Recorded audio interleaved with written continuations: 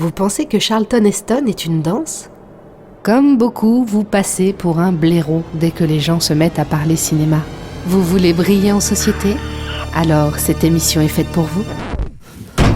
Coach, pourquoi vous me faites ça? Parce qu'il faut bien un appât, reste baissé. Allez, courage mon bonhomme.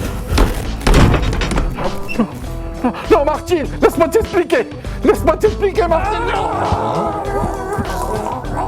Attends encore. Vas-y. Oh la garce. Bravo Philippin. J'espère qu'elle est pas morte. Non, de toute façon, ce sera pas la première. J'ai peur de comprendre. En effet, aujourd'hui mon petit Grégoire. Apocalypse Now. Ressorti en salle en 2001 avec des scènes ajoutées, Apocalypse Now, libre adaptation du roman Au cœur des ténèbres de Joseph Conrad, remporte la Palme d'Or du Festival de Cannes en 1979, ex aequo avec Le Tambour, ainsi que 2 Oscars, 3 Golden Globes et le César du meilleur film étranger en 1980.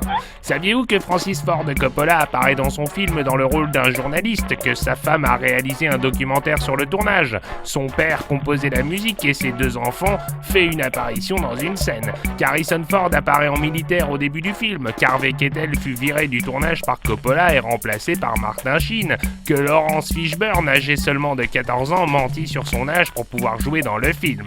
Saviez-vous également que, tourné aux Philippines, Apocalypse Now bénéficia de l'aide logistique accordée par le dictateur Marcos, dont des hélicoptères de l'armée. Seul problème, les appareils étaient également utilisés pour combattre les rebelles et disparaissaient régulièrement pour s'en aller en guerre.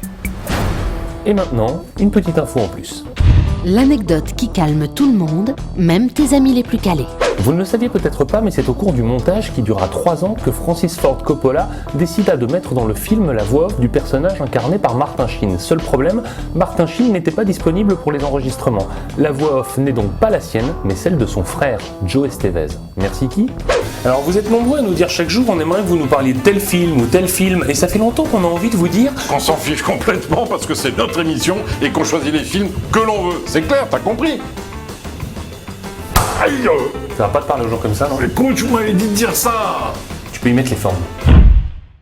Alors vous êtes nombreux à nous dire chaque jour on aimerait que vous nous parliez de tel film ou tel film.